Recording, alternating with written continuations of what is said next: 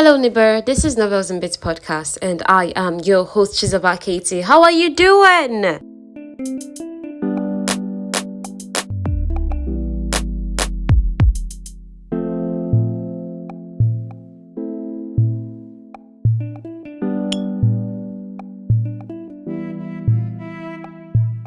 Now, before I dive into the fifth book of the Shatter Me series, Defy Me by Tahereh Mafi, I'm just going to use 1 minute and say something real quick. I've not done this in so many episodes. Today, I really did start out thinking, oh, I'm going to record in the state of mind that I'm in. Not like anything happened, but that sort of thing where I'm not feeling too good. I'm not feeling too enthusiastic, too pumped up. And I'm like, yo, God, what's happening? God, I'm praying, I'm doing all the things. Why am I not feeling like, really wonderful right now? And it's like, yeah, you still gotta move. Your feelings are not an indicator of whatever is happening in your spirit. And it's crazy because I'm not even getting the realization until now that I'm talking about it. So your feelings, how you're feeling right now, is not the indication of what's happening in your spirit. Right? You're just like in the spirit when they say laugh, when they say give, those are instructions you just do. I mean, you are the move of the spirit. When you do, it comes. So let's go in this strength, okay? All right, so that's done and out of the way. Let's dive into Defy Me. Thank you so much for listening to that with me. Now, from Kenji's perspective, we get that scene of Juliette decimating 600 people. In the last episode, we saw that she screamed because people were like acting up when she was talking, and they even shot a bullet at her forehead. So when those things happened, she screamed like they should calm down now. But only for her to open her eyes, and all of them are dead. And she's like, yo. And then everything else happened fast. Her friend's dead, Warner arrested, So now that was her POV, right? This book is written mostly in Juliette's POV, but this fifth book is written in Kenji, Warner, and Juliette's POV, three of them. Now, this one from Kenji, we see when that happened, and everything is so unreal. You get, and after everything, Juliette is frozen to a point. She's full of disbelief. Kenji runs to Juliette and he's trying to get her to move, let him get out of there. When it's not working, he wants to carry her out, but something suddenly happens. The room goes suddenly woozy, tilts sideways, lights blink, and they go out. And next thing, Juliette is gone. Where she's gone to, nobody knows. The people that he just saw die, they're not dead anymore. Although their faces and clothes are scratched and torn up. They're also confused. Ian now shoves Kenji. We need to get out while we can. So Kenji moves. He also notices that Warner is gone. Once they're outside, the entire team, that's Juliet's friends that she thought were dead, everybody is there except Warner. And all of them are cloaked in invisibility. All of them are like, oh, yo, thanks, Kenji, for, the invisibility thing. But he knows it's not him. He knows it's Nazira doing this. The novel before this, we had it that he hung out a bit with Nazira and, he found out about her powers. You get. We're obviously going to see it now, right? So let's just keep moving. So they return quickly to the base where the invisibility disappears. That means Nazira is out of range. So Kenji now cloaks them this time around. Now they make it to the 15th floor and then head count reveals, okay, everyone is here, like I said, except Warner and Juliette. Both of them were taken. Ian thinks they're dead. And Ian thinks we need to get out of Sector 45 immediately, because without Juliette or Warner here, oh my god, the rest of us are just like sitting ducks. You get. Adam is like, he's not going anywhere anymore. He wants stability for James. Now, dude has PTSD so bad. That's Adam. He looks like a wreck. He wasn't even the whole. He's not really been following the team for the trying to make the world right thing. No, he's just on his own. And honestly, from this standpoint of the book, it really doesn't look like it's going to end well for Adam. Little James is there, and he has a theory. He's now saying, what if the whole people dead thing was a distraction to take Warner and Juliette? What if the establishment has something to hide? And Castle is kind of like still like, moping around and stuff. What James says snaps him out of it. He motions for Nazira to show herself. Kenji's really pissed that Nazira has this invisibility gift and he has to share it with her. At this point, he doesn't even know he can fly. I wonder what he'll do when he learns that she has to. Nazira is not wearing a scarf today. She told him before, like I said, in those section of novelettes between these major novels, that The reason she wears the hijab sometimes is she watched Muslim women stripped of their right to wear it. So she wears it sometimes to honor them. Anyway, Nazira is here to blow their mind. 6 weeks ago, she started hallucinating. But it turns out those things were not hallucinations, but rather memories that she was remembering. It's about the sisters, Emmeline and Ella. She even passes photos around. Now, Emmeline and Ella are the daughters of the Supreme Commander of Oceania. The Supreme Commander of Oceania, she's a doctor. Her and her husband are both doctors and scientists. They willingly gave up their daughters to strengthen their establishment. So one of them are part of the establishment. So in one of the photos, young Warner is even there and he's staring at Ella, holding a bouquet and looking at the camera smiling. All the children, Warner, Ella, all the children of the establishment had their minds, their memories wiped. It's why Juliette didn't understand why she was suffering. And now she found the strength to fight somehow. As for what happened in that hall, it's actually a magic trick to discredit Juliette as a leader. The soldiers and civilians that swore loyalty to Juliette would be punished, aka unalived. And the establishment will go on as usual. Yes, her friends do have less than 24 hours to disappear, or they will die too. Nazra was supposed to return to Asia with her brother, but gave her parents some flimsy excuse she doesn't think that they buy. Now she's just thinking of how she's going to stay with Juliette's friends, help them fight. She also has an idea where Ella and Warner might be. So Warner, he's blinking in and out of consciousness wherever they're dragging him right now. So he recollects something that happened when he was 16, when his father was being considered for promotion to Supreme Commander. Warner had come to him asking what his plans are for his mom. Like, hey dad, what plans do you have for my mom? And Addison had mentioned something had gone awry involving Warner's girlfriend. So Warner is like, Lena, because at the time he was dating Lena, the daughter of the Supreme Commander of Europe. So the father looked at him like, no, not Lena, the other one. And he's like, what other one? What other girlfriend? Presently, Warner has been sedated. He's so testy. And he's also been beaten up. Now, back to Kenji then. After hours of talking and planning, Kenji is feeling too much. He's that kind of guy, really, who tends to feel a lot. So he corners Nazira. Anyhow, feelings come out. They get into his room, making out. She pulls out the I really can't be your girlfriend card because we don't live in the same place. Anyhow, they keep kissing until Ian interrupts them. Castle has been able to bring food, so everybody should come and eat right now. Now, some time ago when Juliette was shot, the soldiers were scared for themselves because isn't Juliette supposed to be invincible? She isn't supposed to be a regular teenager or they wouldn't have betted on her. Now, things are so much worse. Everybody's like full of uncertainty, fear, they're gonna die, with Juliette not being around. Now, Kenji and Azira, they exit his room, they go to the common room where everybody else is. Now, there's this memory of Juliette at 14, after she just killed the boy. Like, Juliette is having her own dreams and memories too. And then they now brought Juliette to Anderson. So Anderson is interviewing her, making her out to be sick. Like, yo, it's your fault, something is wrong with you. You get making her feel all the more guilty about killing the boy. And she's just a 14-year-old. They have this moment where their eyes meet and lock. That's Warner and Juliette. Anderson goes like, oh boy, not again. Not every single time, son. Get out. Do you understand? So that question is, Now, back to the present.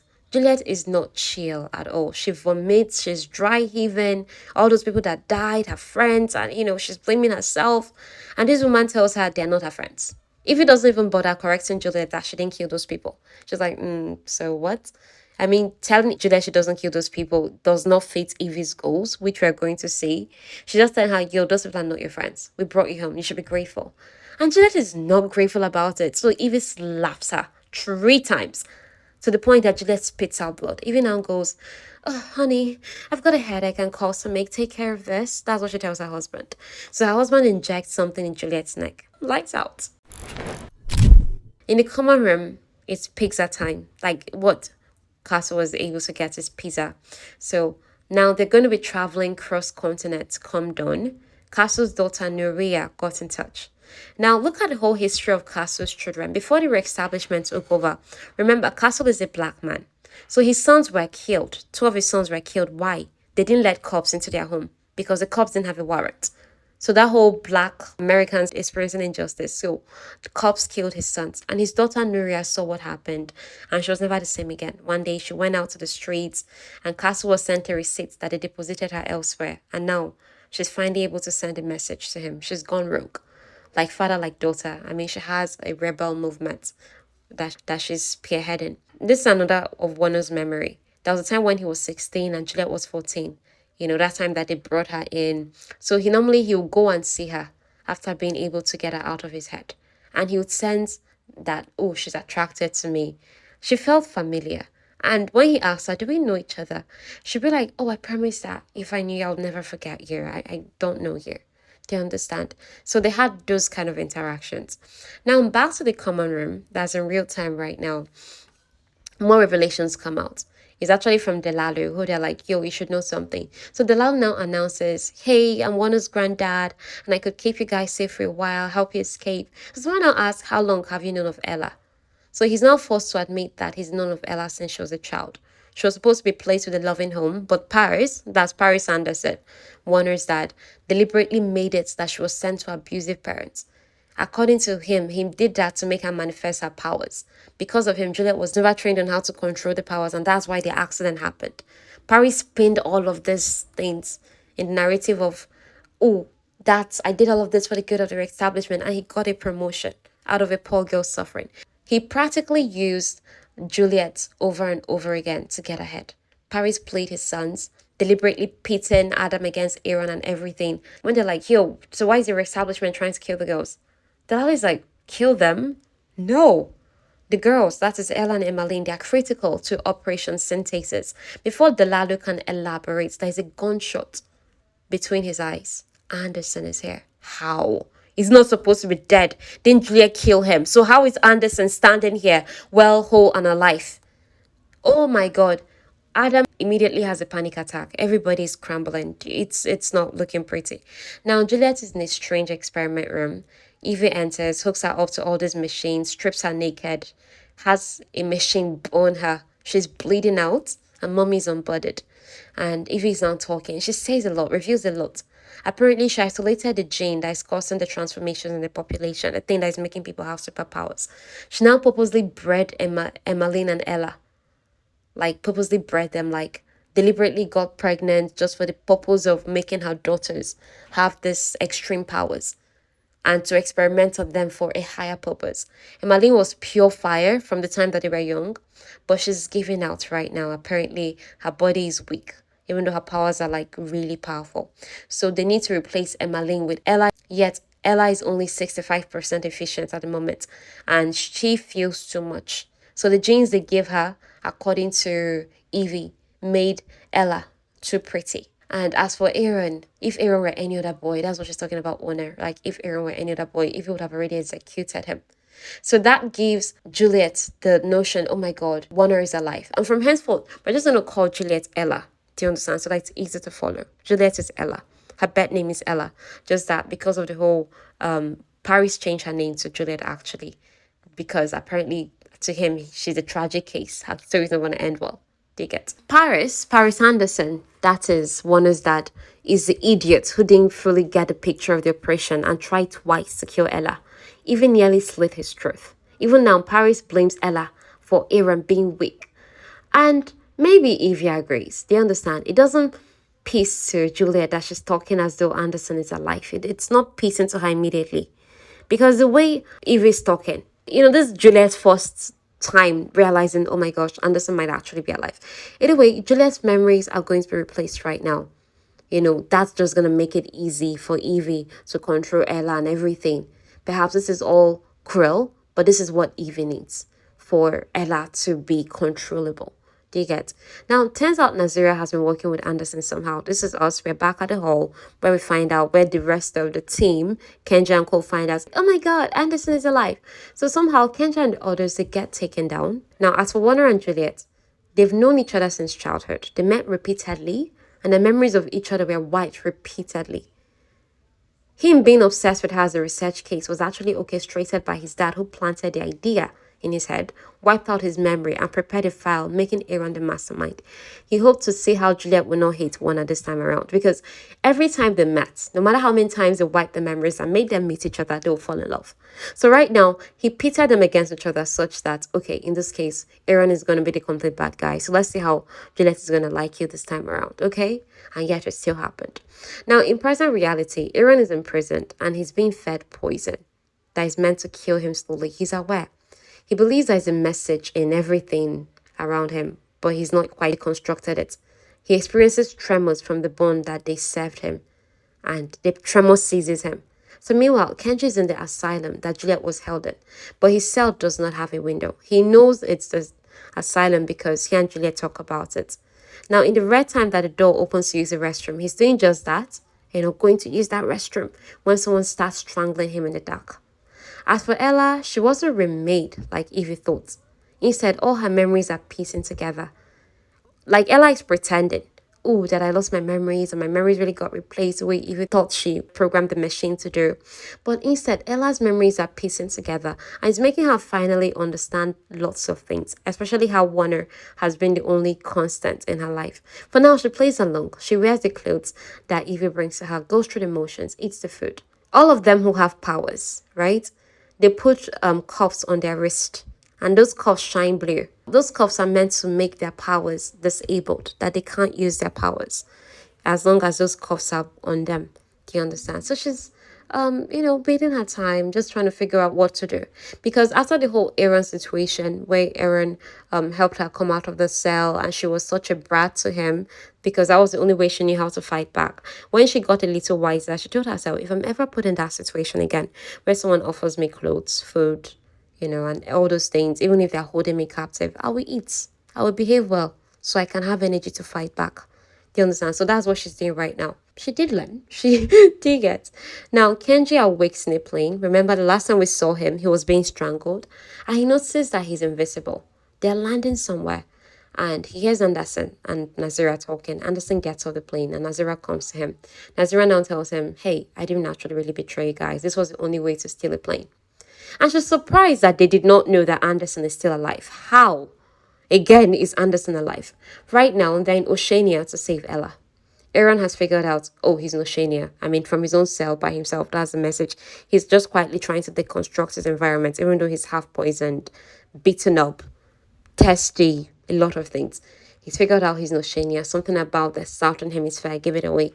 He's really smart. This is the capital. He knows him being imprisoned and poisoned was to their advantage. Like to the advantage of the people that brought him here.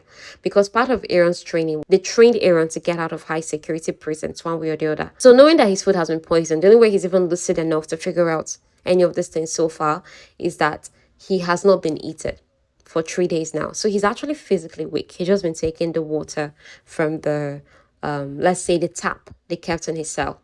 So memories of Ella keep resurfacing, but he's not making sense of it. Remember, this is the time where everybody's getting their memories more. And he now recalls Nazira mentioning Supreme Commander of Oceania being Juliette's biological mom. He recalls it, and next thing the door is opening, and he's braced for the worst. Like, yo, what have they come to for me for right now? But then Anderson goes, hey, birthday boy, miss me. This is April 24. I think it's a day to Warner's birthday. Okay, so this is where we'll be ending this episode, and we'll finish up in the next episode. Please don't forget to share a review, like, just all the good stuff. Tell someone about it. I really, really appreciate you, Never. Much love.